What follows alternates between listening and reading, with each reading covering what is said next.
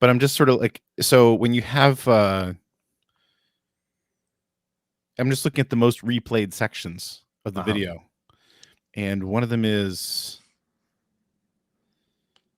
I don't know, it's a few of them, but one of them is like the PSP Ridge Racer 2, which is weird. And one of them is Ridge Racer Type 4, which is not weird. Anyway, yeah, sorry, this is stupid. Love Ridge Racer. I love Ridge Racer. They should make a new one. Amen. But they won't. Well, maybe they will. Yeah, they probably will. You'd probably pay for every lap or something.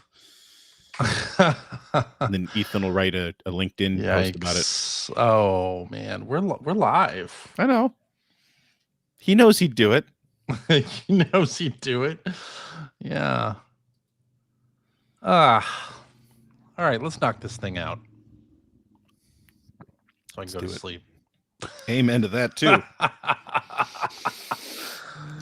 Oh, Lordy. All right. Hello and welcome to episode 981 of the Player One podcast for Tuesday, September 16, 2025. I'm your host, Chris Johnston. And with me, as always, from Canada, Mr. Greg Seward. Hello. That was all the energy I have. Now it's just that's good. Downhill. It's all downhill from here. Yep. Oh, how's your week been, sir? Not bad. I went and saw Sarah Millican last night. I don't know if you know who that is. I don't. She's a comedian. She's a comedian from the UK. Quite funny. I've been watching her clips and stuff. They started showing up in my feed. I don't know why. I don't know what triggered that. But anyway, she's on a tour right now, and she came through Halifax and went and saw her last night. It was kind of cool. But it was really what was funny was my coworker, who literally sits across from me at our desk, is British as well, and he found me there. Like, I was just during the intermission, I was standing there, and he walked up to me. I was like, "Oh, what are you? I didn't know you had tickets to this. What are you doing here?" And his wife's best friend is Sarah's sister-in-law. Oh, so they had gotten some free tickets to go to the show. That's cool. Anyway, great show. She's have really, like a she's 6 really degrees funny. of Kevin Bacon thing going kind on of, there. yeah, exactly. My coworker's friends, my brother's sister's wife's best former roommate. Yeah, exactly. Oh, but anyway, it was fun. It was a great show. It was a lot of fun. So excellent. Really happy I went. I will have to look her up. Look you should. Up. I like a good comedy show. I've been to a few. You do. Yeah. So. All right. Hey, there's no Phil. You may have noticed. No filler this week. no Phil. We're lean and mean. He wanted to skip this week. Apparently, there's some. Everything's fine. Everything's fine. He's just skipping this Probably week. Just doesn't want to be here while we crap all over Pokemon. I mean, yeah, I understand.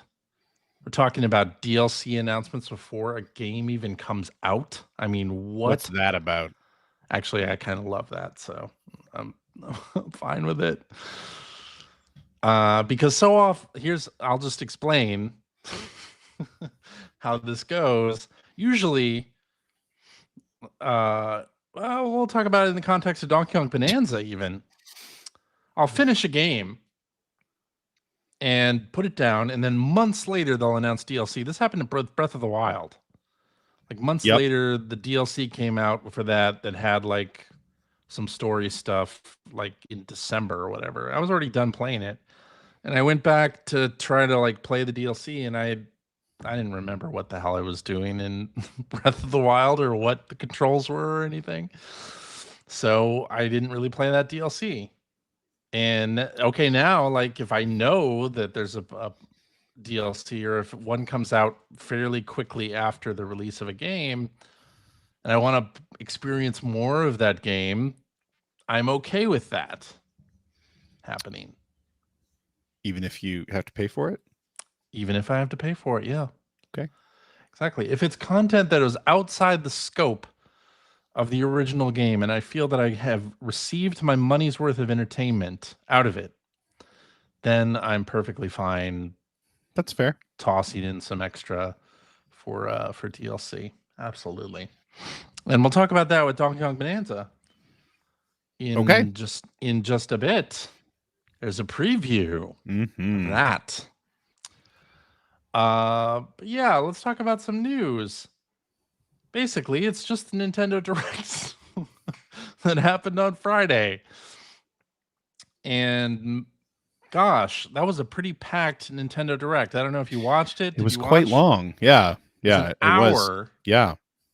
Which is pretty rare, I feel like. No, rare's at Microsoft now. Yeah. Oh, you're right. You knew that was coming. I knew it was coming. As soon as it escaped my mouth, yeah, I was like, well, Phil's not here. Maybe Greg won't no. Yeah. All right. Let's talk about Nintendo Direct.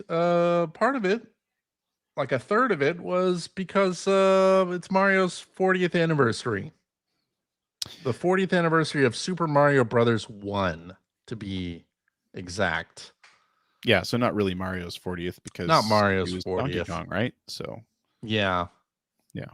But the Super Mario Brothers series is 40 years old. You know that makes you old, right? Don't even say it. Don't say it. Yeah, I have to say, really happy to see that Galaxy 1 and 2 are being re-released. Because those were like the only, with that Mario 3D collection, those were the games. I mean, they were pretty new at the time, I guess, relatively new. I think they might have been the newest 3D Mario games at the time, weren't they? When that 3D collection came out? No. I don't remember how long ago. Because Mario 3D World. Right. Anyway. Was out before that. Either way, they were missing, right? Well, Mario Galaxy 1 is on the 3D Mario All-Stars collection. Oh, is it? Okay. 2 is not. Also, not to mention that the 3D Mario All-Stars is a limited release. It was a limited release, yeah. Just dumb. But anyway, happy to see them. I have the digital of that. Yeah. So I can buy Mario Galaxy 2 separately.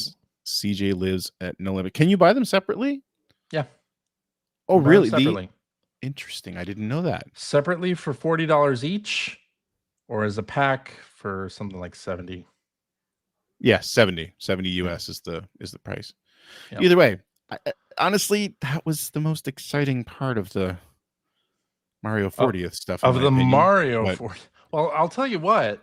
At the beginning of this Direct, they did this thing like the intro to the Super Mario Brothers 40th anniversary thing where they showed off like sketches of the title screen and stuff. And I was like, oh shit, are they doing it? Are they doing what I said they might do last week? Like a Digital Eclipse style documentary sort of content with the original SMB. No, they're not.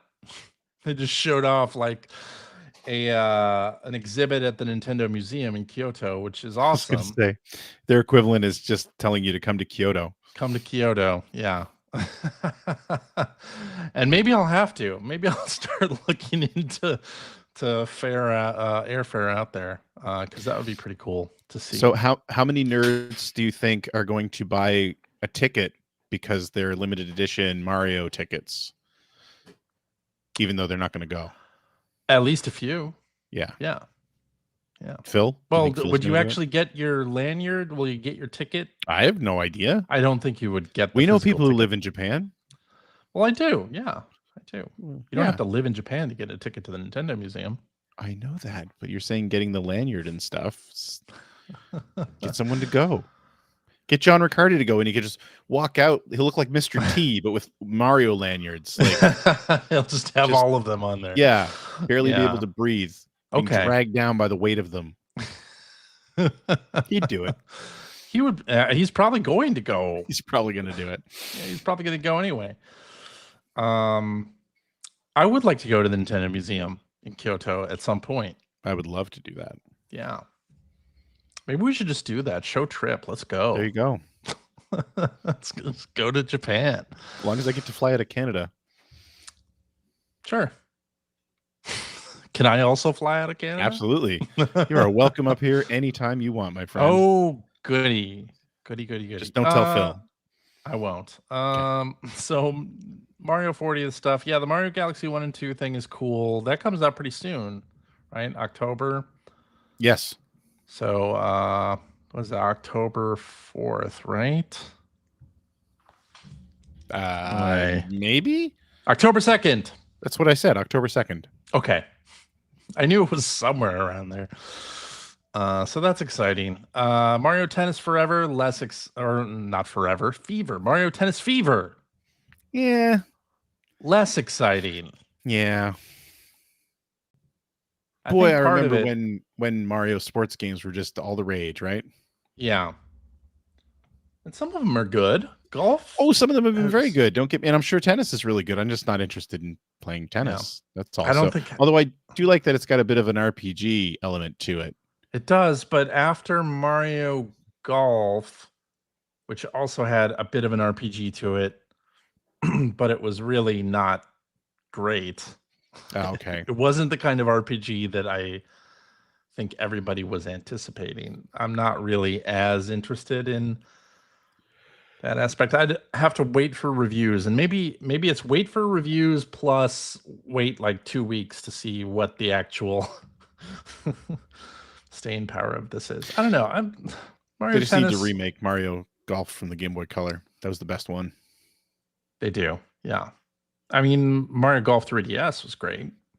Yeah, I spent a lot of time playing that one. And the one on Switch is all right. Not great. I don't think I ever played it. Not great. But oh well. And then we got Mario Wonder 2 Switch 2 Edition. This one, though, like mostly adds like multiplayer modes, which I don't think I want to play any of those. I have almost like no memory of Mario Wonder. Oh, really? I just don't. I mean, I played it. I beat it. Yeah. I couldn't tell you much about it outside of the flower thing. And I think he turns into an elephant, right? The elephant, yeah. Yeah. That's it. Like, it's just, and I don't know if it's just because we're not inundated with Mario games, but Mario games come out so much more frequently than they used to that they don't necessarily feel like an event to me anymore. Yeah. Maybe that's just me, but it's just you. And I've never been like the new Super Mario games are good, but they're not my favorites. And I mean, this falls squarely into that camp. I think Mario Wonder is better than New Super Mario Brothers. I don't disagree. I'm just saying that in general, like the 2D Marios, just I like them. When I play them, I like them. But yeah. I just like, I was watching this and just saying, I don't have any strong memories of Mario Wonder at all. Yeah. Well, except that I hated the voice of the flowers. Multiplayer modes. I don't. I'm just not interested. No. So I don't think I'll be getting this at all. Give me a remake of Mario 3 with these graphics. That would be pretty cool. Or Mario 2. I would. Yeah, I'd love that. I'd love that. I know you would. They also announced a new Yoshi game, Yoshi and the Mysterious Book. Yeah, and that's another one. I was talking with a friend of mine. Like the Yoshi games, like Crafted have always World. Looked really good. Yeah, but I don't think I've really loved one since Yoshi's Island. Me either. Right? Like Yoshi's Island is a masterpiece. Yeah, great game. But every one of them since then has been like between and it's pretty good. Yeah, I mean it looks great.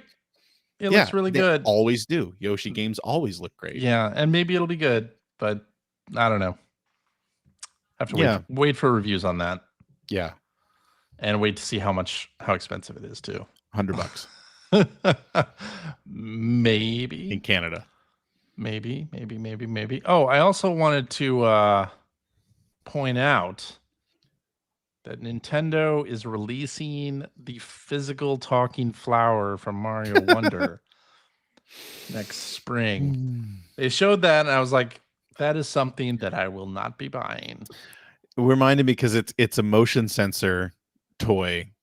They mentioned that, and all I could think of was the Big Mouth Billy Bass at EGM. So people, Yeah. I'm assuming most people remember it, what the Big Mouth Billy Bass was, but it looked like a fish, a bass. I guess it was a bass that was mounted. Looks, like fishermen do that sometimes, where just they get the fish mounted for display, but it was motion sensor, and when you walked past it, it would turn and start singing at you. I forget, it had 2 songs. The one we had 2 songs in it. Yeah. But what we used to do, because we had one at EGM for some reason, and in the Oakbrook office of EGM, the men's room was down a hallway, and it wasn't a very well lit hallway, because I don't think there was anything down there but the men's room. But No. it was like nothing down there. But there was like a water fountain, and then you turned a corner and the men's room was there. And so it just wasn't a well-traveled hallway. It wasn't a well-lit hallway, but somebody, and I've always just guessed it was Mark or Shu, because it seems like something they would do, or Crispin. Had set the thing underneath the water fountain, where you couldn't really see it, but it would go off every time you walked past it.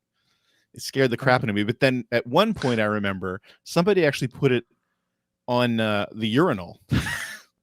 Yeah, put it in the bathroom. And I think, if I remember correctly, it was one of those bathrooms that had dividers between the urinals. So when you walk in, you couldn't see what was in there. You could tell if somebody was standing there, but like you couldn't see the urinal. So I just remember walking around the corner and that thing turning and shouting at me and just scaring. I didn't need to use the urinal anymore. Because the acoustics in the bathroom, it was so were loud already, and it was very loud. It was set so on loud. like the loudest setting. Oh my God. Yep. Yeah. This comes out in spring 2026. I won't be purchasing. They're really leaning into the toy stuff again, aren't they? They are. Yeah. Alarmo. Yeah. It's kind of the start of that. And then the Talking Flower. And then Amiibo. So we can talk about Amiibo here for a second, too.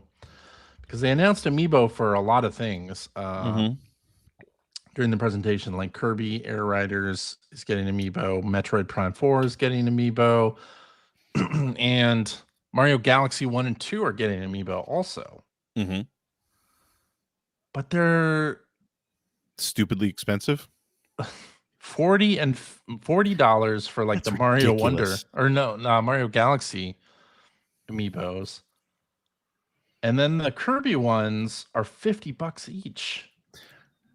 Like, what's the justification for that? Well, the Kirby ones, I don't know if you saw it. Like they have the like interchangeable thing, and that kind of makes sense, I guess. But I mean, it makes sense that they're more expensive than the other ones. It doesn't make sense that they're that expensive. I think production costs and where these the Amiibo are manufactured, and then like I don't want to say tariffs thing too. Well, I mean, it might be tariffs. Yeah, that's when the Amiibo prices went up in the spring because of tariffs, and it was the Zelda Amiibo and but see, the Street Fighter Amiibo. You know what? I don't pay attention to Amiibo prices anymore, but I wonder what they're like in Canada, because just shipping directly to Canada then. If it's the tariffs that are causing the price increase, like, well, it's a thing, right? Like, because as an example, last night, because ever since the tariff thing happened, and I know we don't want to get too political here, but this is a thing. No. Ever since the whole tariff trade war thing started up here, obviously, as you can imagine, it's been a very heavy push to buy Canadian. Yeah. And anyway, so I was at that Sarah Milliken show last night, and she made a point at the end. She was calling out, like, you can buy merch from the website and stuff like that.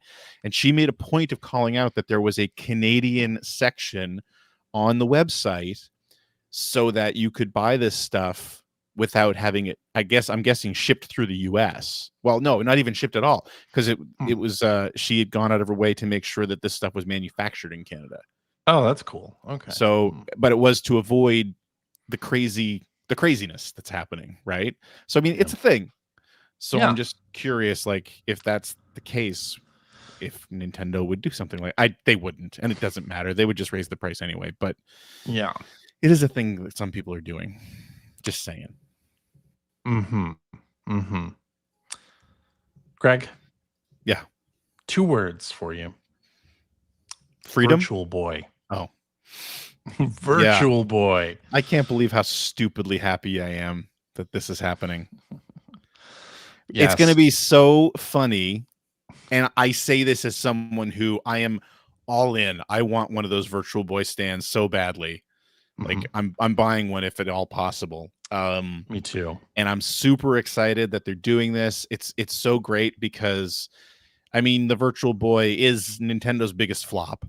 Yeah. And they've sort of gone out of their way not to mention it. I mean, the 3DS was a thing. That would have been the perfect chance to re-release Virtual Boy games. And they did have a virtual console on that thing. Yeah. So, and no mention. And like, I don't stay up crazy. I don't pay super close attention to like the Smash Brothers games, but I'm guessing there's not a whole lot of Virtual Boy content in Smash Brothers games, even though you get a lot of little mentions of things. I think they do acknowledge the Virtual Boy in Smash Brothers. Do they? Okay. Yeah. But either way, it's cool to see this happening. Yeah. And I feel so stupid that I want this so badly because that stand it's basically a Virtual Boy. Yeah, it is. Without the controller. Yeah, without the controller. But what I was originally saying was, having said all that, boy, are a lot of people in for a major disappointment when they start playing the Virtual Boy games. Oh, I know. Yeah. Because most of them are not amazing.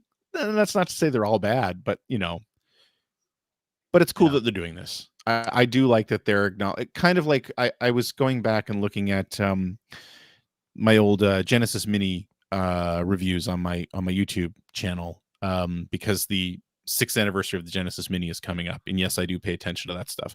And I had said back then, because when the Genesis Mini came out, they released that set that was a Mega Drive and a Super 32X attachment, and I said, like, I kind of love that they're celebrating these two consoles that most people point at to say this is where Sega pretty much killed the golden goose. But I just love that they're doing it from a historic standpoint, and I love that Nintendo's going to do this too. That's fantastic. Me too. I like that there's a cheaper alternative as well. Yeah, so the Virtual Boy, the plastic stand, you can open up and put your Switch 2 screen into it. That's going to be $100 US. I think it's 109 Canadian. Yeah, it's crazy. But the cardboard model is $25 in the which US. Is basically the virtual headset from the cardboard. What was that stuff called? Labo. For the Switch? Labo. It's basically the Labo headset from the looks of it. It does look but it's like red. It, yeah. It's red though for Virtual Boy. I wonder if the Labo headset, it probably won't, because it might work on the Switch. Different size Switch as well, right? Oh, I don't think so. Well, it's on that picture, that image you just had a Switch logo. Oh, you're right. Switch and Switch 2. Yeah, okay, so it might. So I wonder if the Labo, because I still have mine, the Labo headset might work if you're playing them on Switch. Yeah. So we got 14 games to be released over time, so that's important to remember. This will probably debut the next 10 years. In February, which is pretty cool. But then I imagine they'll launch it with like 3 games or something like that. I would have to imagine it'll be Red Alarm, Tellero Boxer, and Mario Tennis. Those were basically the launch games, weren't they? I think. I didn't buy it at launch. Oh, me neither. Actually, I don't own one.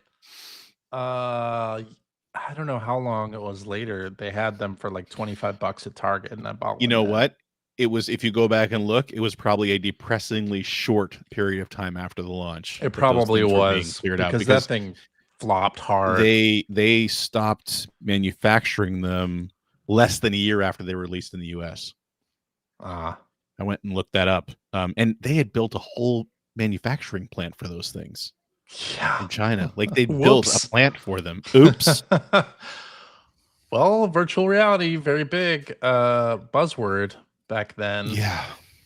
Nobody could quite get it right, including Nintendo. Well, it was, the Virtual Boy was a prime example of the whole withered technology mantra that Gunpei Yokoi sort of lived by. design and toys that's a by. Nintendo thing too.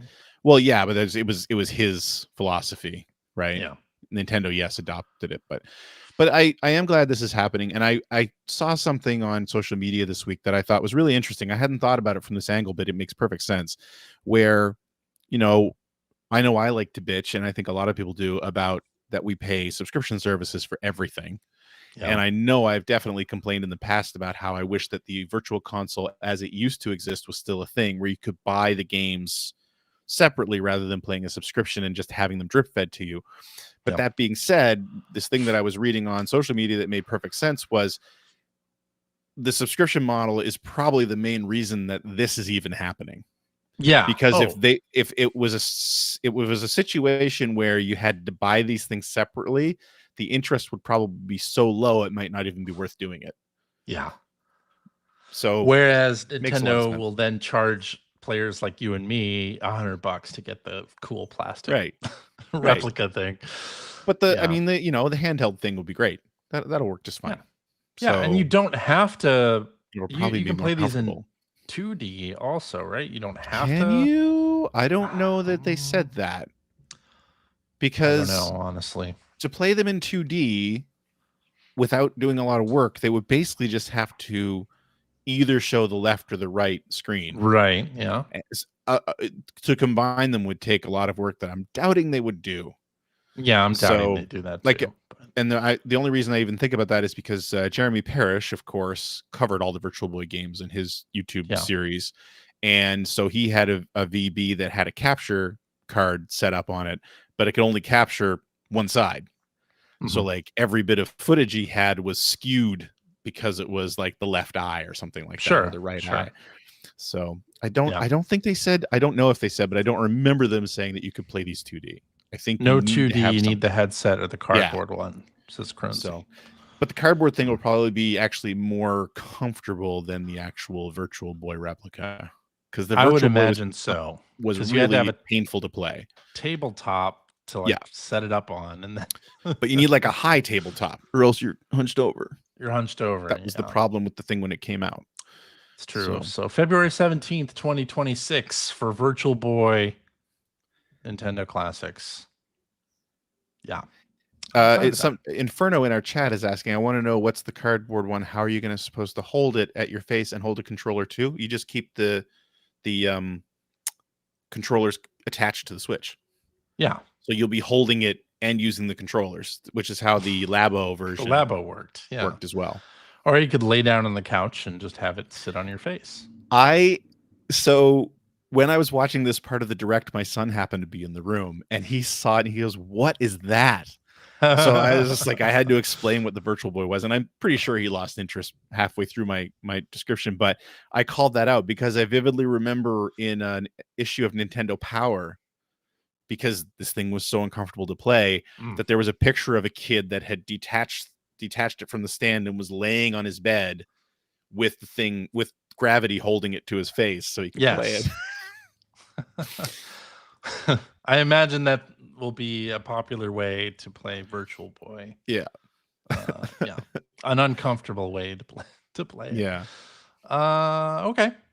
Let's see what else we got here. There's they announced a lot of stuff, honestly. I want to go into Poptopia here.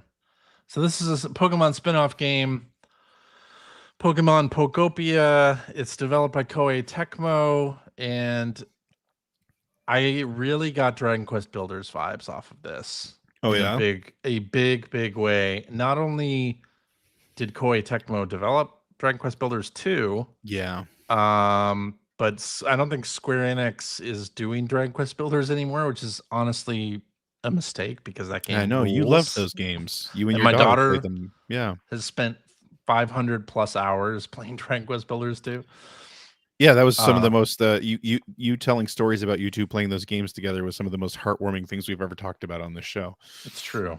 It's true. It's just so wholesome. It is. It was. I would do voice acting. I'd read all the text as we would play. So, and then when she with voices, right? Yeah. When she could read, then she would do the female voices, and I would do the male voices. And so cute. It was fun. It also tells you how old those games are. I know. Because I don't know she's your daughter's 13 now. exact age, but yeah, I know she's a teenager. 13, yeah. So Poptopia looks like Dragon Quest Builders in general, but with the Pokemon twist to it. And I'm very curious to see how far that actually goes, like in terms of how similar it is to Dragon Quest Builders. And Yeah. that was always also very similar to like Minecraft as well. Like, so how similar is this to both of those things? Yeah, I think that because when I was watching it, I had said that it really has a Minecraft vibe to it, but I meant the look. But now that you're saying that, you're right. It looks more like Dragon Quest Builders. Yeah. Um, I I'm curious too because they didn't show anything to do with like digging or you know what I mean. Like this is Battling. all pretty much this is all pretty much just like a community build, almost Animal Crossing like. Yeah. Although there is a part, and actually we're watching the video here, there is a part where they created a waterfall in the background. So Yes, there there might be a is. little bit of like terraforming and landscaping Which you going could on, kind but of do in Dragon Quest Builders too. You could do things like yeah. that in Okay. that. So curious though what the gameplay loop is going to be. It Like, looks are you really going down on interesting. quests with these Pokemon? Like, where are you catching them? Like, yeah, and this all I've seems to be like Gen 1 Pokemon that are Yeah, being because I was used. able to I was pretty much rattling off names, and I haven't paid attention to new Pokemon since probably Gold and Silver. Yeah. So Yeah, kind of interesting though. The Ditto, a Ditto that yeah, takes human form, is the main character in this. I thought that was kind of I think it was interesting. I think it's a cool idea rather than just throwing another trainer at it. Like Yeah. another Yeah, totally. trainer avatar at it. I'm Yeah. really did they say if this was Switch as well or just Switch 2? Oh, I don't know. I've stopped paying attention to that, but the reason I'm asking is Switch 2. because because my oldest Pokemon is one of those. She doesn't like a lot of games, but she loves Pokemon. She has Mhm. 2 Pokemon games for her Switch, and she loves Animal Crossing and she loves Stardew Valley. Mm, So when I saw this, I'm like, oh, this really looks like it would be right up her alley. But she doesn't totally. have a Switch 2, so and she's away at college now, Oh, so I'm not buying her a Switch 2 because that's too expensive. there you go. She All has right. her Switch, but if I guess this isn't going to be on the Switch, so No. it's too bad. Yeah. But it looks great. It I think it does. looks It looks really, very really good. cute. Yeah. Yeah. I also want to talk about the new Fire Emblem that they announced, which was at the end of the direct. I think it looks great. I think the setting, it looks really cool. Kind of unlike what I expected from a Fire Emblem game because it's got kind of an ancient Rome thing going on. Yeah. So is it that this like I feel like what they're saying here is the Colosseum, like the games in the Colosseum are kind of the central point to the story It and does things seem happen that around way. them. Yeah. It's interesting. Yeah, it is interesting. I played a little bit of Fire Emblem Engage. Didn't love it, Yeah, I haven't played a Fire Emblem in a long time. but I really loved the Fire Emblem games on 3DS. Was Awakening on 3DS or was that DS? I don't even remember. I don't remember, but those were the consoles where Fire Emblem really took off here. Yeah. So, Yeah, and this just looks beautiful in general. Like the graphics look awesome. I mean, Fire Emblem character design has always been good, but yeah. this looks really good. I guess we missed out on talking about Metroid. Yeah, boy, that didn't feel like a very good showing for Metroid. It did not. It's nice that we have a date. It's nice that we have a date. It's December Yeah. 4th. When Samus first appeared on the motorcycle, I'm like, oh, is this like Mario Kart DLC? Like, what's happening here? I wasn't even sure this was Metroid. I was like, what do you like? That looked like Samus, but a motorcycle? You know Is what it this like reminded me of? Extreme G3? Extreme G. That's exactly it.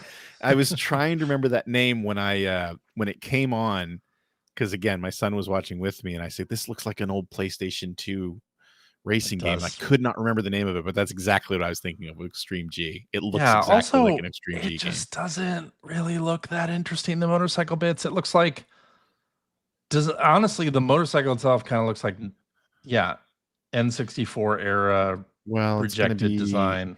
yeah.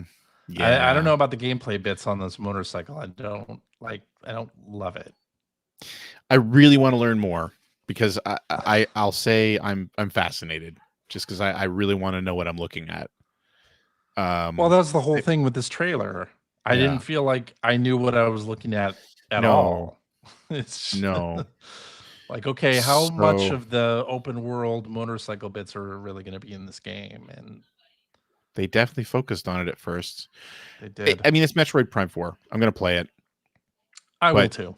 Yeah. But it was not it didn't feel like a great trailer to me. It did. And it's also on Switch apparently, so also on Switch, yeah. Yeah. Out on the 4th of December with some books, the Metroid Prime 1 to 3 visual retrospective, and then here are their Amiibo offerings. They're really going heavy on the book stuff now too. That is a cool Amiibo. Samus sitting on the motorcycle. I'm not spending any money on that, but I think it looks cool. I disagree. I think it looks terrible. I think it you look terrible. Well, that's a given. But I don't think I'll buy any of these Amiibo. I already have Samus. I won't be buying any of them. 2 different poses that look similar to this, and I don't really want the Extreme G3 reject bike design. I just don't think it looks great. I mean, I stopped buying Amiibo back when they were reasonably priced. Yeah, there's no way I can justify the money on these things. This right here was a $30 Amiibo. This Donkey Kong Bonanza. Oh, really? Yeah. See, that's too much. That is my ceiling. So in June, when the Switch 2 came out, they offered 4 new Amiibo for Zelda Tears of the Kingdom, and the price was $30 for each one. And I was like, no, that's too much for more Zelda Amiibo. Yeah. But a Donkey Kong Amiibo, I'll buy that for 30. That's probably the last. I can't think of what another Amiibo would have to be for me to buy it at these prices. Yeah. I can't figure out what would be the tipping point. Like Sonic wouldn't be it. No. Right? No. Because I have a Sonic Amiibo. Luigi's Mansion 3, I might. Or no, 4. Maybe, sorry. But it would have to be something really awesome. It would have to be real good. But yeah. Okay, and let's see. What else did we miss anything? Dragon Quest 7 reimagined. Dragon Quest 7. Yes. Where did that go? This looks really cool.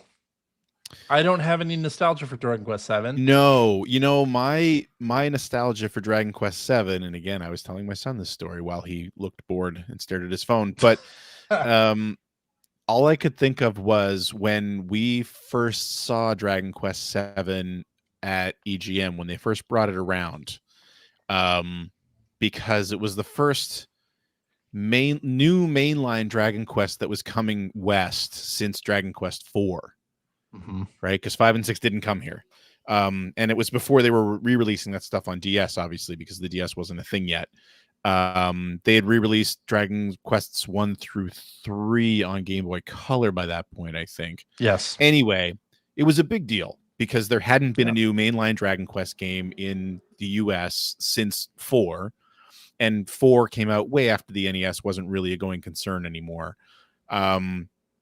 And were they ever trading hard on the nostalgia of it. I remember whoever the PR person was for that, when we first played the game, when they first showed it to us, I have to say it was underwhelming. The way it looked was underwhelming. Right.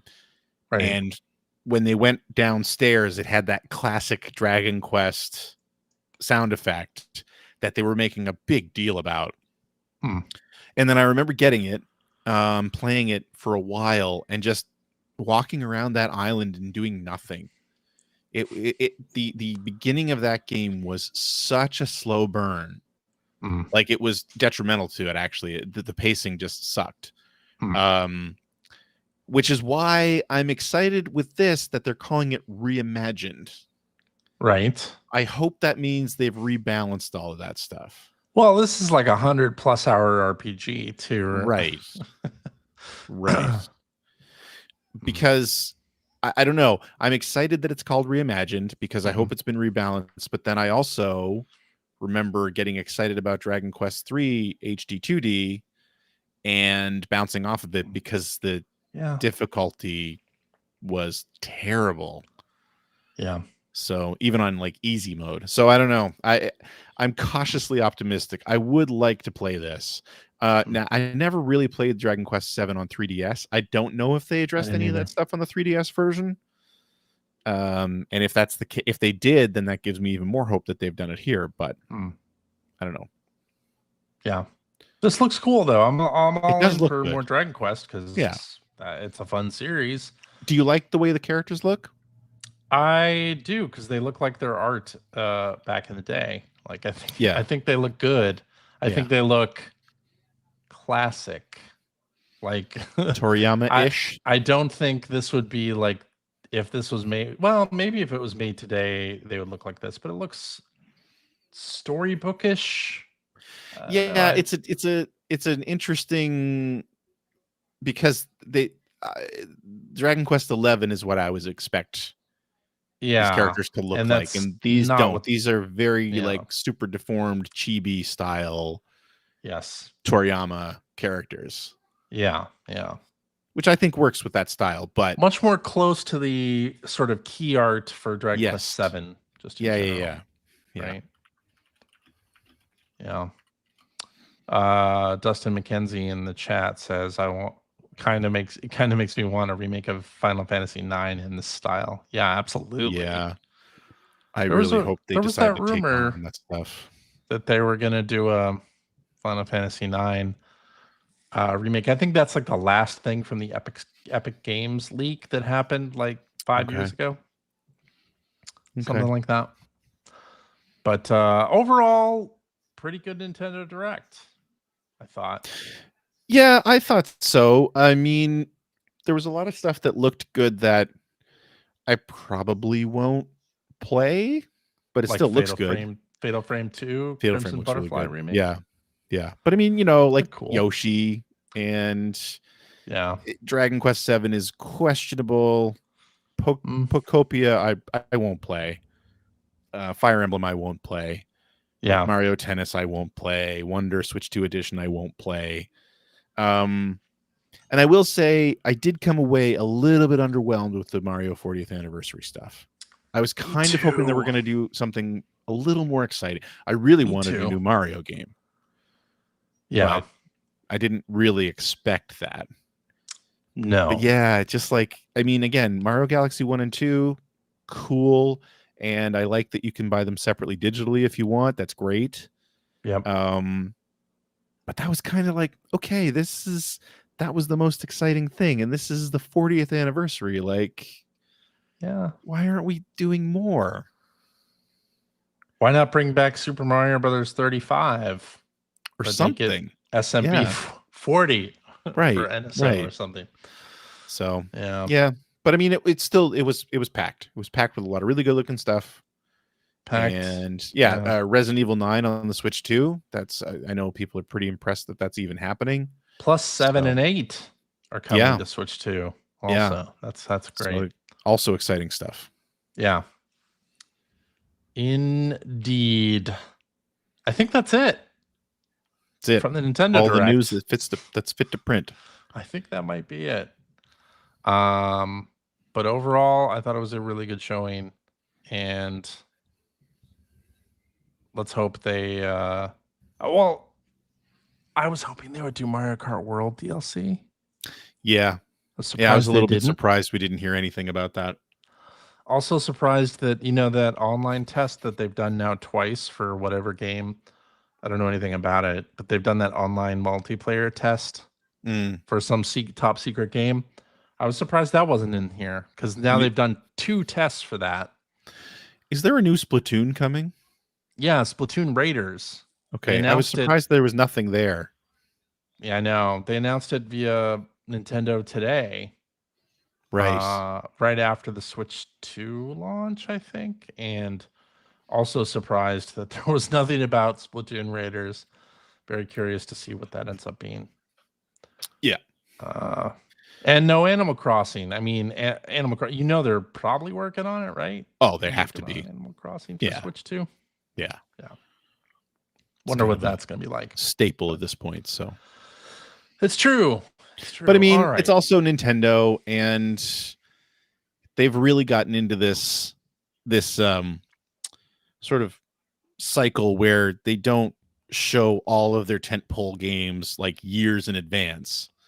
Right. Right? Like, I mean, Metroid, yes, we've been hearing about forever, but I also feel like that was like when they first started talking about a new Metroid Prime, it was kind of a canary in a coal mine situation where, they were just sort of saying, are people interested in this? Let's see how they react.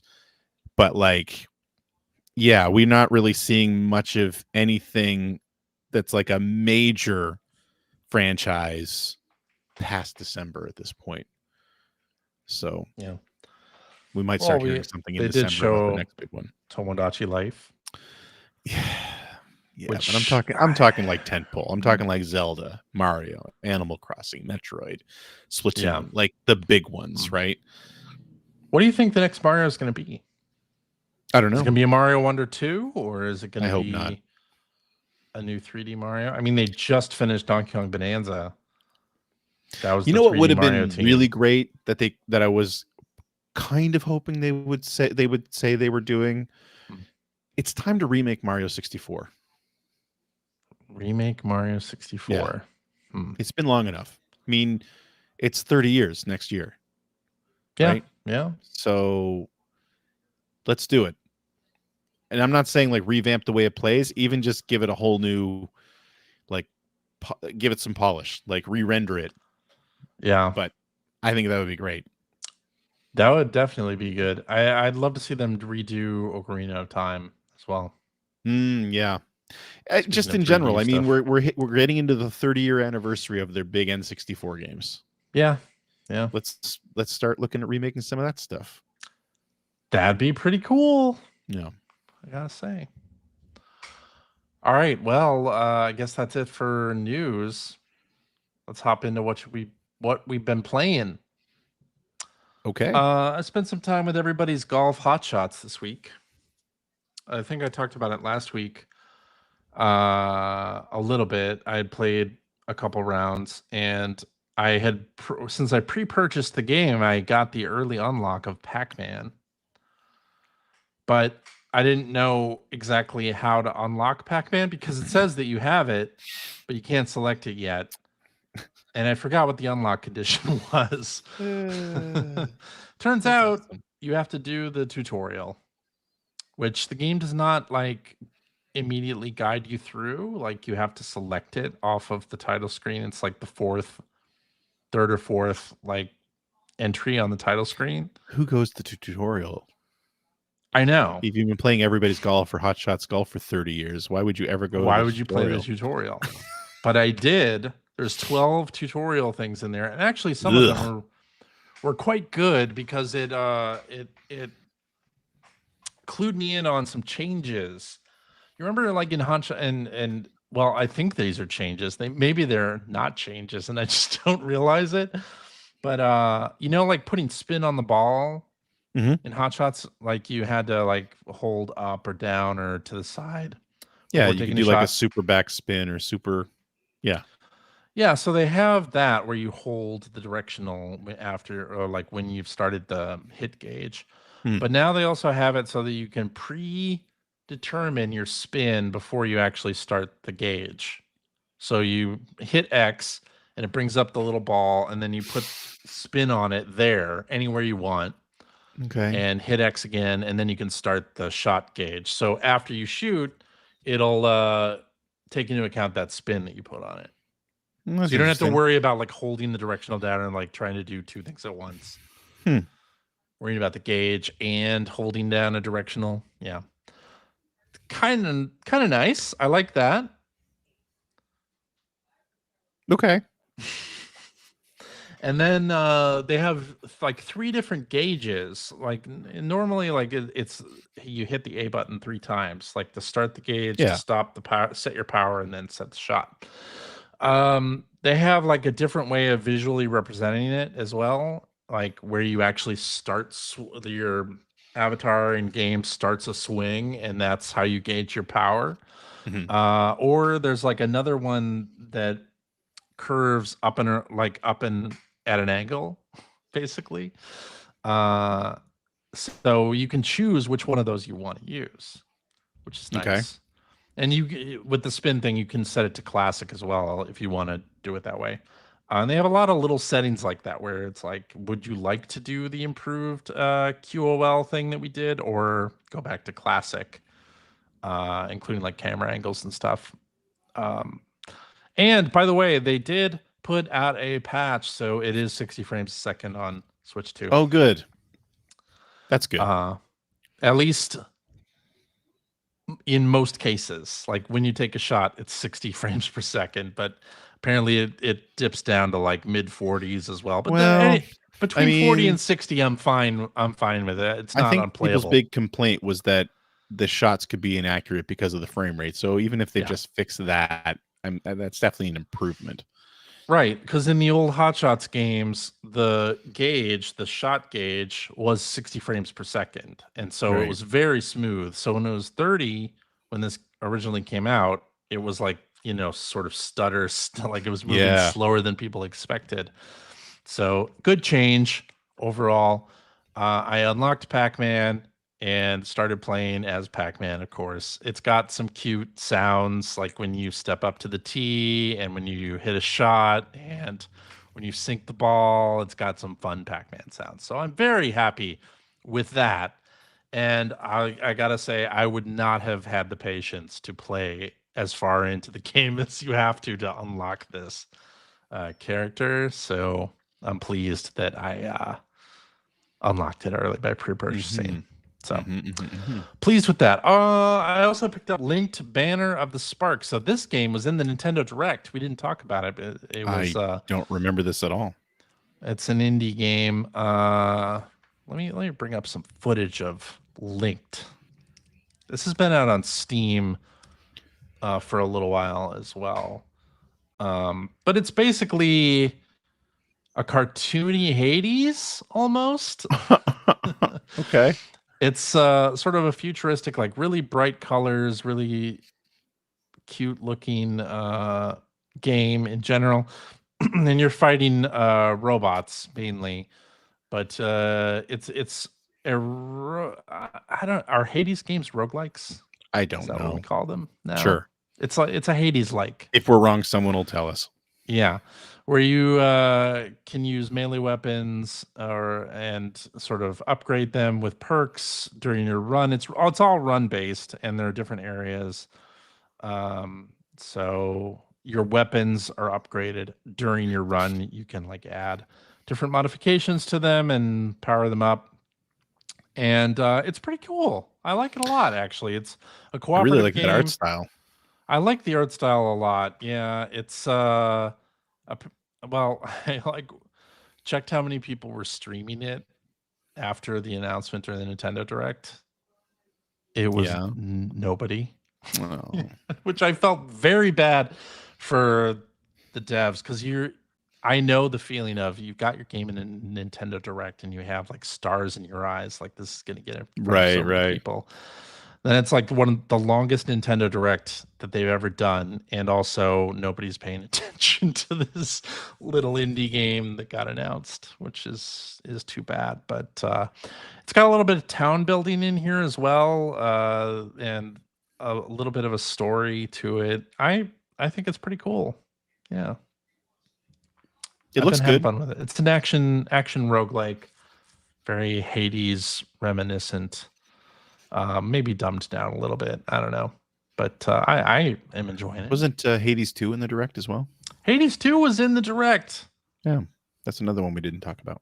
I mean, I have nothing to say about it, but I'm just saying. I have nothing to say about it either. It looks great. Yeah. Hades is a great game. So yeah. Yes. And then I also played some Void Crew this morning with their good friend Mike and some other folks. Void Crew just came out on consoles quite recently. What? Yeah. Really? This was a PC game. So tell me more. It's sort of Sea of Thieves, but in space, and there are no other like player controlled characters that can like shoot you out of the skies or anything. Like it's just against computer controlled opponents, and you go on different missions on your ship. I think it's up to 6 or 8 players simultaneously, but we were on a 4-player ship today, and you can. I'm mainly a gunner. That's my specialty. Specialty. Yeah. But it's super fun to play. They put in a roguelike mode into Void Crew very recently. I haven't played any of that. But yeah, this is a pretty fun sort of Sea of Thieves like, Oh, it's pretty cheap too. It's only like 25 $24 bucks or something like that. Yeah, $25. Let me bring up a trailer here. I'm gonna have to. You know what? I'm gonna have to get that so I can play with you guys. Yeah, you're gonna. I really want to try it. You describing it. I don't know why, but I like the sound of it. So, oh, it's good. Yeah, Mike will be pleased to hear. I don't want to play with Mike. Just you. But yeah, you select your ship, and then everybody sort of has a role on the ship, right? And you do janitor. Can I be a Roger Wilco? You can, yeah. Phil would get that joke. And each time you're done with a mission, you go into void space to select your next mission, and on occasion, the void that you're in can degrade, and like you're then like thrown into a boss battle. Okay. If you stay in the void too long and the void strength is too low. So is it cross-platform? It's cross-platform, cross-play. Sweet. Yeah. Highly recommended Void Crew. Really fun. And they did a lot of upgrades. So I tried to play it on PC with a controller, and it wasn't a great experience before. But today I played with a DualSense, and it was great. Perfect. So I'm into it. And then, I mean, if you like this style of game, there's another game coming out this week Sea of Thieves. No. Oh. Called Jump Space. This is a co-op adventure game, also kind of Sea of Thieves in space, but with more shooty shoot happening as well. It's sort of a first-person shooter in a lot of ways. Yeah, I'm less interested in that. You're taking on missions and like landing on planetoids and having fun like that. And I believe there is a PvP aspect to Jump Space, at least a little bit. So we'll see how that goes. I'm looking forward to it. I probably will pick up Jump Space because I do enjoy my Sea of Thieves likes. I'm happy that more developers are doing games that are similar to Sea of Thieves, that are tools, not rules, sort of adventures in different genres, not just pirates. Space pirates. Space pirates. It's in space, so it's a different game. It's a completely different game, but I love I love that they're doing it. I love it. And there's also one coming soon. It's like a plant. It's called Sand, and it's everywhere. You're like bounty hunters on a sand planet, and that looks pretty cool too. But very excited about Jump Space. So that comes out this week. Co-op adventure game. And it looks awesome. That's all I've been playing. Well, I'll tell you what. Greg, what have you been playing? All I've been playing is Shinobi Art of Vengeance, which I actually finished today. Oh, really? Rolled credits, baby. Rolled credits, okay. Rolled credits. So now I've also finished beaten the boss rush.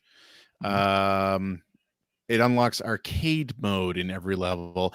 I'm like 4 trophies away from getting a platinum. I'm not really a trophy guy at this point, but I don't know, man. I'm kind of feeling it. I haven't tried the arcade modes of these levels yet, but I'm gonna give them a try and see if they're reasonable, because I think one of the trophies is to get an S rank on every arcade level, which doesn't feel like something I would accomplish, but still. Anyway, man, like this is my favorite game I've finished all year. Like, it's really okay, so good. And it just kept getting better and better, and to the point that like they're at the near the end of the game. There are like what 5, 6, 7, 8, usually like 8 or 9 collectibles per level. So there's like a couple of hidden treasure chests. There's 5 medallions, I forget what they're called, and then there's which unlocks stuff in the store. And there are Anku rifts, which I was talking about last week, that are sort of these challenge stages. And so I 100%ed the whole game. Went back and found all that stuff. And let me tell you, man, in some of the final levels, getting those collectibles, they put you in some jumping puzzles, some jumping challenges that I'm not going to say they're as heavy as like a Meat Boy or a Celeste, because I haven't really played those games, but they are how I imagine those games to be. They are difficult as hell. And I don't normally have patience for that stuff. And I like the last one that I needed to finish today after I'd unlocked the final stage. The final stage is tiny. I didn't go into it because the penultimate stage, there was a section that I kind of skipped, and that was where the last medallion I needed was, and that was where the last elite squad. There are always 2 or 3 elite squad battles in each level as well, which is literally just an arena battle where you just get like attacked by a crazy number of enemies, and there's usually like more powerful versions of those enemies and stuff like that. And I must have done that jumping challenge 50 times before I got it. And it was like instant kill stuff, right? Like the whole thing was, if you make one wrong move, you're surrounded by these like buzzsaws, which are instant kill, and you're surrounded by these flame jets, which are instant kill. And you had to do the whole thing over again. There's no checkpoint. And I just kept at it, which I do not do. So I think that speaks a lot to how much I was enjoying the game. And there, the Anku Rifts, the final one is kind of like an amalgamation of everyone that of the 9 that came before it. It's kind of every challenge. So like part of it is a jumping challenge, and then part of it is like a climbing challenge with moving platforms, and then you're using an updraft for one of his abilities is to like hold a cloth above his head and use an updraft to float. And it's just everything you've done. And that was another one that I spent a lot of time finishing, but I had to finish it. So, but yeah, man, I can't recommend it enough. I'm so crazy about it. It's definitely my favorite thing I've finished this year. I'm still playing Expedition 33. I put it on hold to play more of this. So I'm not saying it's my favorite game, because I really like Expedition 33 as well.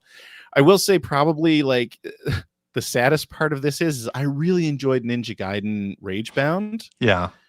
But this coming out so soon after it kind of hurts Ragebound. Just because they're not super similar games, but they're very similar premises, right? And of course they're continuations of classic ninja side-scrolling action games that people of our vintage grew up on. So and I feel like Shinobi totally overwhelmed my feelings and memories of Ragebound, which I only played a couple weeks ago. Finished a couple of weeks ago.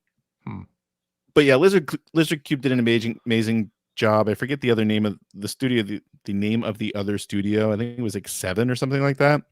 Like SEAVEN. Did a great job. Okay. I had a little bit of a chuckle this week because I think it was Time Extension posted this story that the voice actor for Joe Musashi, who's the main character, is Takanobu Mitsuyoshi. The Daytona guy, the guy who sang the Daytona, who composed and sang the Daytona theme song. No way. So after amazing. watching the credits, I realized that, probably the reason it's him is because he actually also worked on the sound design of this game, as did Yuzo Koshiro, by the way. He had a hand in it as well. But what made me laugh is that Joe Musashi literally grunts. He doesn't say anything for the entire game. In the dialogue boxes, when people are talking to him, all he says is, and it's like, but you've got Mitsuyoshi doing the voice. I should say he does say one word at the end of the game, but that's it. So it's so funny to me because it was like a bit of a news story that Mitsuyoshi is the voice actor for the game, and it's like, but he never says anything.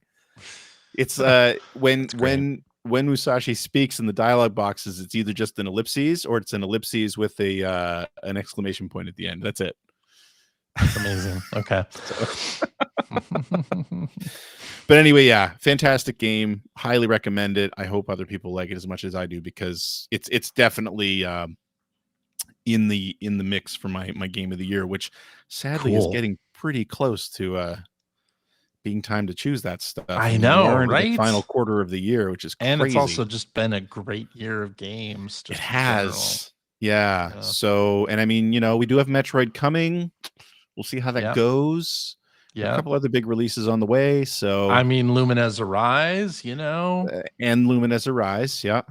And Pokemon Z-A. Yeah. So games that people on this podcast are involved with in some capacity. Yeah. Anyway, yeah, great time. Love it. Absolutely. Yeah. Very That's good it. stuff. That's all I was really playing this week. Now, okay. I finally put Shinobi to bed, so I'm gonna probably I'm definitely gonna get back to Expedition 33. I did. There was an update to Ninja Gaiden on the Switch where you can set your target frame rate. Yes. So on the Switch 2, you can set it to 60, and then it plays at 60 frames a second, which is awesome. And I will say, like, Ninja Gaiden Ragebound is a really good game. Like, I really enjoyed that. I enjoyed it enough that, again, I put everything else aside so I could play through it. And when I started Shinobi, I was like, this is great. These are two really good games. I'm really enjoying both of them, but Shinobi definitely pulled ahead. Out.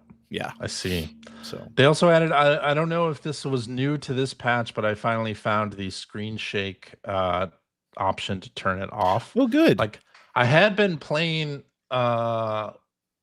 with it at 30, and then of course it had screen shake. I don't know if this was an option before. I thought I looked for it and didn't find it, but I was fighting a boss and there was a lot of screen shake. And it was giving me nausea. Right, you were saying.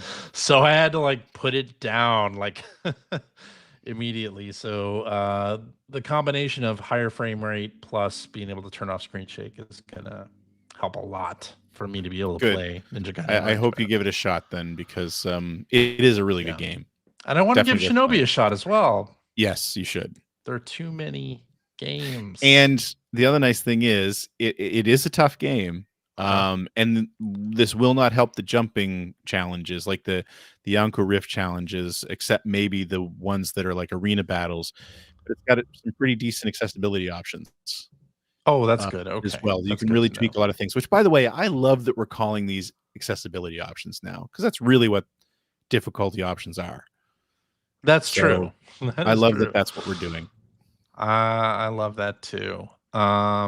One thing we didn't talk about during our Nintendo Direct talk was the Donkey Kong DLC.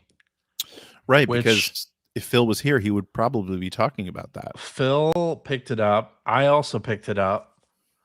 I didn't really get a chance to dig into it. But I did unlock DK Island and ran around that a bit. Very cool. This is post-game DLC, by the way. So it's $20, but you can't access it until you finish the game. Which is interesting. Right? Okay. Because I just finished the game fairly recently. So it would be weird if you could do this without beating the game, since one of the final bosses of the game is like the host for the Emerald Rush roguelike mode, which is I think the big marquee thing in this DLC, where it puts you on different stages and you have to collect as much gold, which are now called emerald for this roguelike mode. You have to collect as much as possible, and then Void Kong gives you different missions to do during that too. So it's not only finding Emerald stuff, it's also doing other things in each stage of the game. So it's pretty cool. I can't tell you how much I hate the way that sounds. But yeah.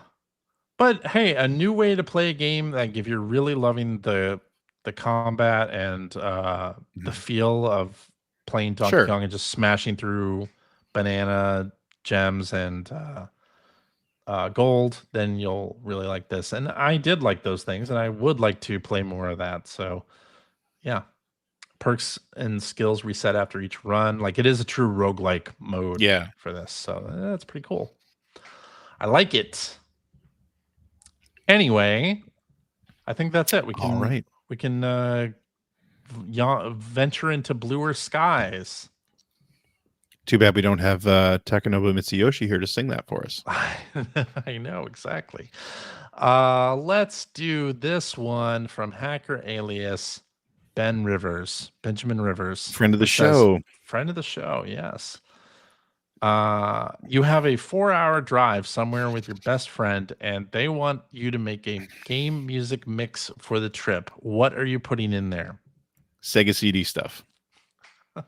Only Sega, not just Sega stuff, like Sega Arcade? Oh, that too, but I mean, I'm going to focus some Sonic stuff. I'd go with some Final Fantasy 6 in that for sure. Definitely have some Mega Man tracks in there. NES Mega Man tracks, especially 2 and 3. Those soundtracks were fantastic. I'd probably just load up Nintendo Music and hit on my favorites playlist, because every time they release something, I mark tracks as favorites. And it's just all of them? It's just everything. So I have some things from Mario Odyssey on there, like the Kirby vocal track, like some stuff from Mario Kart, Green Island from Kirby, or the Green Greens, whatever that Kirby song is that everybody knows from the Game Boy game. See, I would definitely have some Yuzo Koshiro stuff in there. Revenge of Shinobi, Streets of Rage 1. Streets of Rage 1 and 2, especially 2. ActRaiser as well. Yeah. And speaking of the Shinobi stuff, the Shadow Dancer soundtrack is fantastic as well. Some DDR stuff like Butterfly. I mean, definitely some DDR stuff. Yep, for sure. Gitaru Man. The Gitaru Man soundtrack would definitely be on there. Some Spencer Nielsen stuff from the Sega CD. So you're talking like the Echo the Dolphin stuff and Batman Returns. Is that driving music though? The Echo the Dolphin soundtrack, is that good driving music? As long as it's not at night, because it would put you to sleep. But that's true. It is relaxing. I see. You go for relaxing music when you take a drive, when you're on a road trip? Sometimes. Okay. Robo Lesta, that soundtrack is also great. I mean, you could go on and on. There's been a lot of great soundtracks. It's true. Yeah. Yeah. All right. Oh, the Tetris Effect Connected soundtrack. Yes. Absolutely. I mean, some of that's pretty relaxing as well. That's true. Yeah, some of it. Like you'd be getting a hot stone massage to some of those. That's true. Sounds great. It does actually right now. That sounds perfect. All right. Let's do this one from Hacker Alias Docky, who says, which multiplayer games did you play in the past that only made sense because of your social situation? My ex and I played with another couple through Final Fantasy Crystal Chronicles and Zelda 4 Swords. I also played 6-player Saturn Bomberman weekly during high school. Wow. The first thing that pops to mind for me is Halo. Halo 1. The first Halo. Just because we were both working at EGM at the time, and boy, did we as a team love that game. Yeah. We were playing, what was it? Is it 16-player or 8-player? 16-player. 16-player multiplayer almost every night, especially on deadline nights. But we would stay late after work a lot. And because, of course, we were in an office that had a LAN, and we had... Well, you had Ethernet output in every cubicle. Every cubicle, and also in the boardrooms and stuff like that. So, like, we would normally split up, right? I think we had 2 TVs in the boardroom that we used for dinners. Was there ever a meeting held in that room? Right at the end of the question. hall. I don't remember ever being in a meeting in that room, but I remember eating deadline dinner in that room almost every time. I know. I don't think we ever did have a meeting in there. When we had meetings, it was in a different conference room. Right. I remember eating Deadline dinners in there and watching Survivor. Not in And that meeting room. and The Turkish Survivor Star was Wars. at Craig Kuyava's No, we apartment. used to watch because I've only ever seen the first season of Survivor, and I season? watched it Oh. at that office. Oh, Anyway, okay. And Family Guy and Family Guy, yeah, and Mr. Show and Turkish Star Wars and Turkish Star and Wars. Lion Man. Lion Man. Yeah. Not Turkish Star Wars. We didn't watch Turkish Star Wars then. And probably a lot of Mr. Show as well. That was when I first saw Mr. Show. Anyway, but yeah, like it was just because of where we were. I loved that game. I will never say it wasn't as good a game as I thought it was back then. But when Halo 2 came around, I was no longer there. Yeah. And it was a completely different experience. I do not have the love of Halo 2 that I did for the first Halo. I don't have the love for any of the Halos after the first one. The way I loved the first one, but it had everything to do with the fact that I was working at my dream job with a bunch of people I loved, and we all loved Halo, and we all played Halo, and it was great. Yeah. I kind of look back at the Dreamcast as kind of similar to that, like because Dreamcast wasn't popular in the US, but everyone on EGM like played Soul Calibur and loved that, right? Like, yeah. Further to that, actually, now that you're bringing that up, that's a really good point, because I am not really a fighting game guy. And I mean, I guess in the 90s, almost everybody played fighting games, but I was hardcore into fighting games in the late 90s because of the Saturn and the PlayStation and the people I was hanging out with, because my roommates were super into fighting games. The people I worked with were into fighting games. My buddy Jim worked at a store called Game World, and then another store that was originally called Quimple Video Games. But I mean, we used to go hang out at those stores and play like the King of Fighters series, Virtua Fighter, Last Bronx, Street Fighter, we didn't play much of Mortal Kombat, but all the Capcom fighters that were on the Saturn, all the 3D fighters on the Saturn. Again, we were big into the King of Fighters games. We had imported those for the Saturn as well. And Soul Calibur, huge Soul Calibur players, right? But again, when I moved away from there, and when I moved away was when I moved to Chicago, and I feel like the Soul Calibur rush was kind of over by the time I got to the Ziff Davis office. We're back. We're on to like Tekken Tag. Yeah, I didn't play it much after that. I didn't play fighting games much at all after that. Yeah, and I haven't really ever since. Although that new Marvel game looks incredible. Marvel Tokon. Oh my god, it looks so good. It does look great. Arc System works. Yeah, I'm excited for that. I think that's going to be the first fighting game. That and the Mortal Kombat anthology, or whatever it's called, collection, Mortal Kombat collection. Probably going to be the first fighting games I buy in quite a while. That MK collection comes out October 30th. I'm so excited. Me too. I'm very excited about it.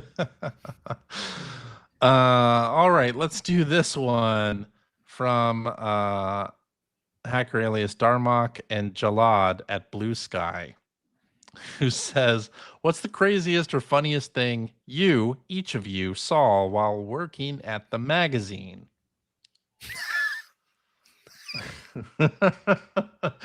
Is it appropriate for radio? So I remember when we did the Xbox reveal, who was it? One of the main guys was a big skateboarder. Right. And they had Ed Freeze. It might have been Ed Freeze. Yeah. I think it was Ed Freeze. Anyway, because actually, if you look at that article, I'm pretty sure whoever it is, there's a picture of him on a skateboard. Okay. In that article. Anyway, apparently, we didn't all go to the Microsoft headquarters for this, obviously, but the people that did, apparently they had an electric skateboard. Yes. In the office. And we were so enthralled by that they sent us an electric skateboard after a while. Yeah. No, it was pretty quickly after that.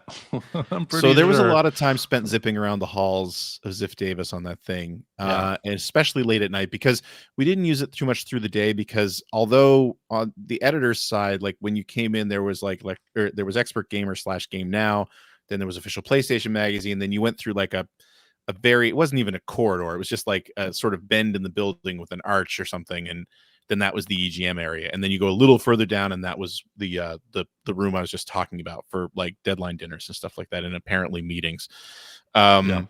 So it was a pretty long stretch of space between the cubicles that you could go on this skateboard, but you had to turn a little bit. Like there was a bend. Yeah, there was a bend. And on the other side of the building, like parallel, was where all the business people were, like the financial people and the sales people and all that. And I'm pretty sure they all felt like they were attached to a kindergarten. Oh, absolutely. Right? Because they were just a bunch of 20-something, mostly guys being idiots, loving their jobs. So we didn't use it much through the day because I don't think we were technically allowed to.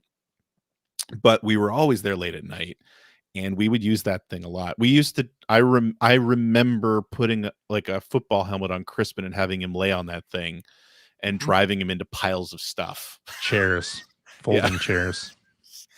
And I remember one night down at the end, right before you got to the expert gamer section, was like, it was where like the printers and stuff were, right? Like not the printers for the actual magazines, but like just printers for like, office business stuff, printers and stuff, office stuff, fax machines. And it was kind of in this little island in the middle of the long corridor where the cubicles were, and it had walls around it, but it had like red walls around it.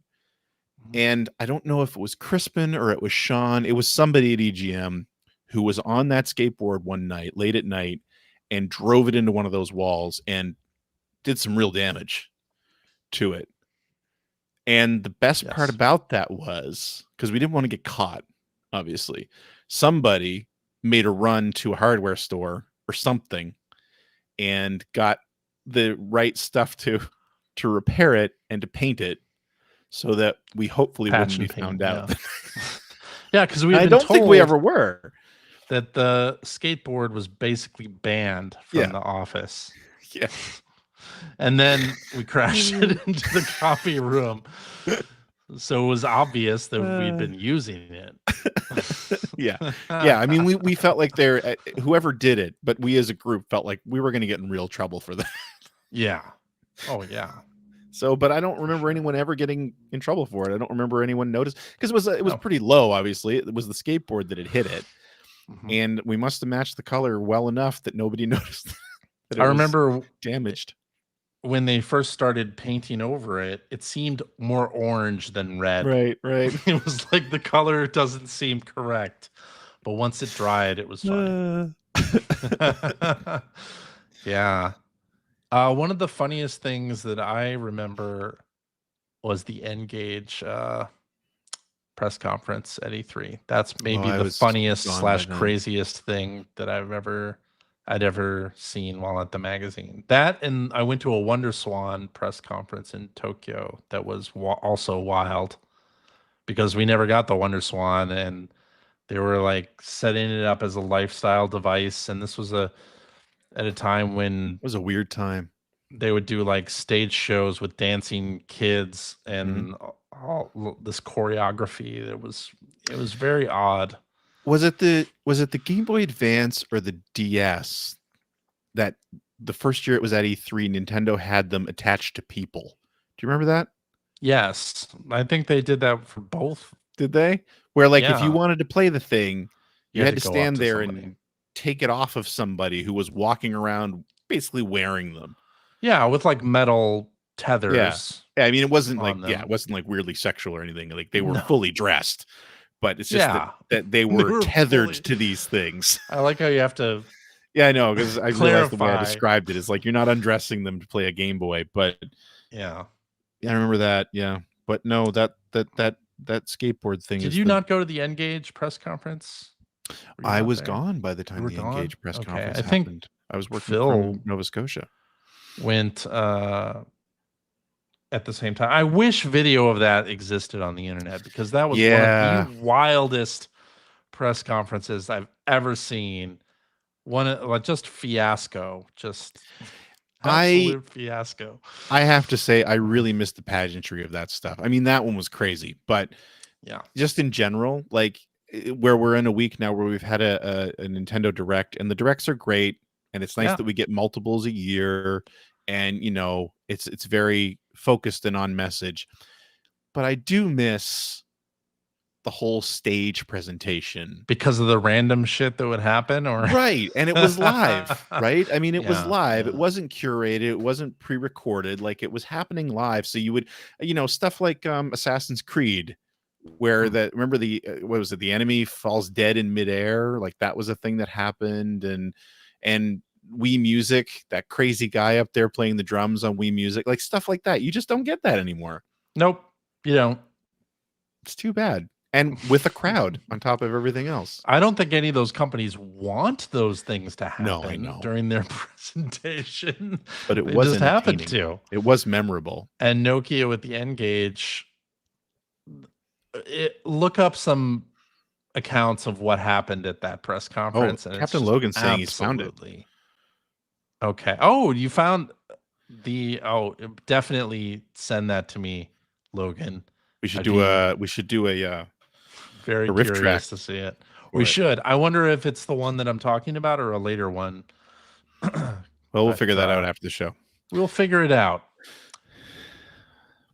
I think that is a good place to. Oh no! Wait, I have one more. One more that I think we have to do. That I think we should do, but we have what? There's one on here that I think we should do, but I don't know. Oh, we're going to do this one from Hacker Alias KSO. It's not the one then, but this is cool too. Who says, I am imagining indie developers making their own Virtual Boy style games that take advantage of that dumb peripheral.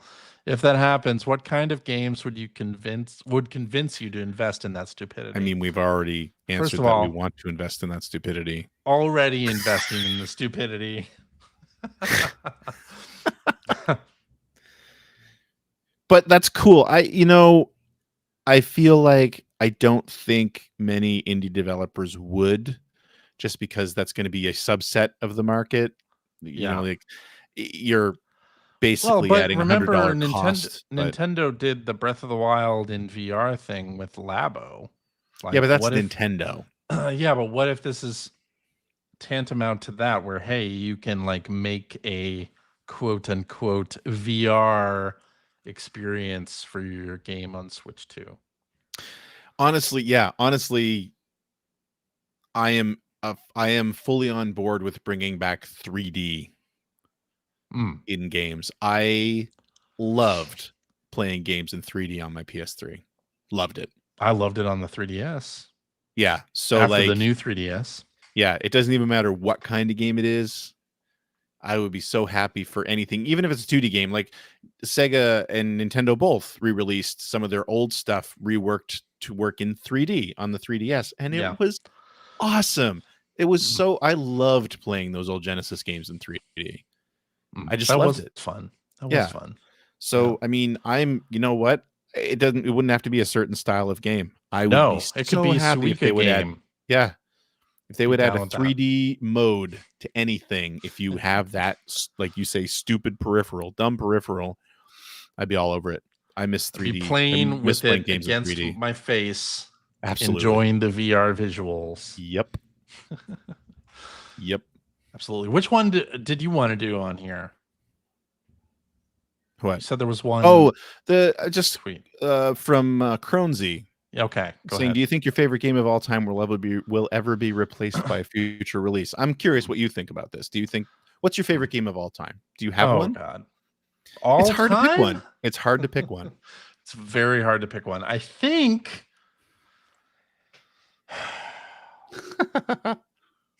if it's not Super Mario Brothers 3, that's a great choice. You're gonna know what I'm gonna say. Mario 2 or Sea of Thieves? Sea of Thieves. I think any game that I played almost continuously for 7+ years and have gone to multiple gatherings of game fans, I think that eclipses Mario 3, perhaps, for me. Yeah. See, my favorite game is easy. It's Streets of Rage 2. Oh, okay. So I mean, we're talking a game that's over 30 years old now. Yeah. And I don't think it'll ever be unseated. And that's, I think, mainly because it's nostalgia, Hmm. right? Yeah. I mean, Yeah. when Streets of Rage 2 is a fantastic game. It's to me, it's still the best beat 'em up ever. No, nothing's been better than that, and it's got an incredible soundtrack. But I mean, when I play it, I'm also taken back to That the time that it was new. Yeah. And sort of talking about the earlier question from Docky about playing multiplayer. I mean, my best friend Jim and we played that game multiple times together. Like that was a thing that we did regularly, was take that home after work, because again, he worked at a rental place, so we could just take that. I don't think either of us ever owned the game. We would take it home and we would put it on Nightmare and just play it, because we played it so much. We even had like a ritual at the beginning. We would go into the sound test and play the first probably 10 sound effects, because they were all punch sound effects. I don't know why we started doing it, but we did it every time. You go in, it's like, and you'd play it until it was like X number of punching sound and hit sound effects, and then like a shout. I think it was Axel shouting or something like that, and then we'd play.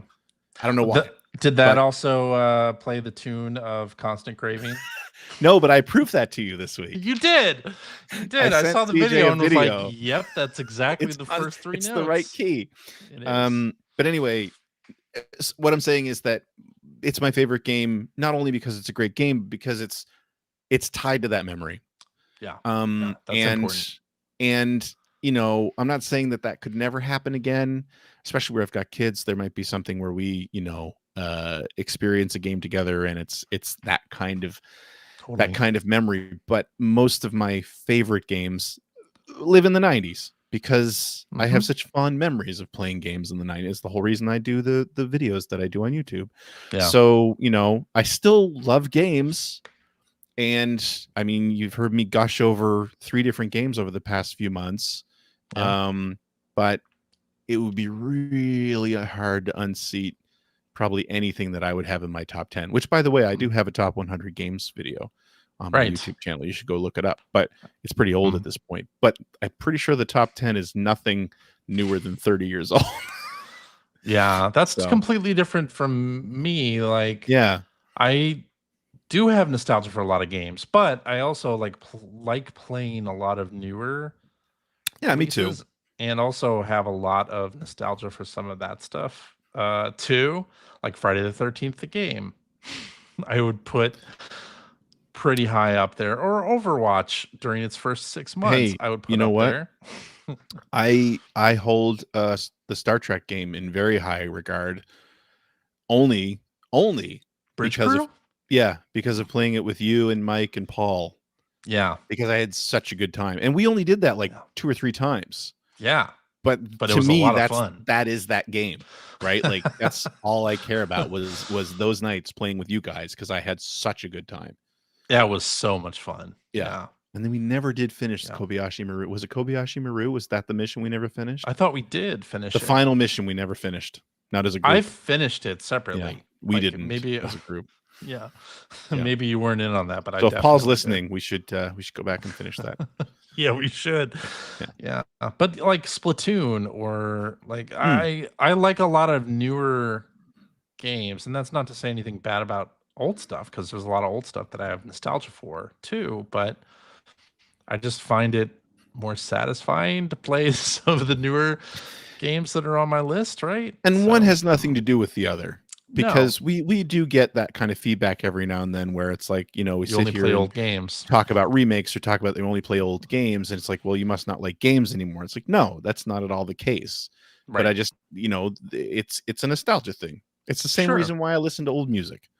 It's the same reason why I watch old movies, like you know, or rewatch Seinfeld or something like that. It has everything to do with where I was in that moment. Yeah.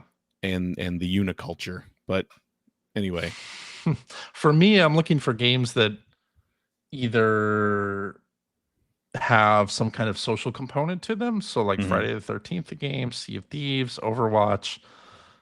You can go back to like Phantasy Star Online, or Speed Devils online for that. Like, I love games that have that kind of thing because that, like, adding in a social component just like amps up my enjoyment of games like that. But also games like Fortnite, where it's a comfort game, or like Rock Band. I'll go back to play that because it's triggering certain emotions, right? Like, Yeah. but newer games like that. And I find that like Tetris Effect and the new Lumines game does that as well. Does that sort of like making me feel something. Humanity did that for me too. That was a very important game to me. Right. So yeah. Anyway, I thought that was a good question. That is a good question. Absolutely. And Phil would just say, probably, right? Okay. I think that's it. I think we're done with this episode. All right. Alrighty, and that is our show for this week. Thank you very much for listening. If you have a question for us, I would like to comment on something you heard, you can direct that to @P1 Podcast on Blue Sky, or you can go to our internet website at player1podcast.com. There you'll find our contact information. You will find show notes and links to all the things that we talked about during this episode, and a link to our Discord server where you can discuss this episode with us and our other listeners. If you would like to subscribe to the Player One Podcast, you could do so by going to player1podcast.com or by finding us in any of your favorite podcast listening apps. You can also find us on Spotify. You could find us on everything else that Phil says here. And if you like, you could watch our show live every Sunday night at, I'm going to say, 9:30 Atlantic time. Wow. All right. Which is 6:30 Pacific time.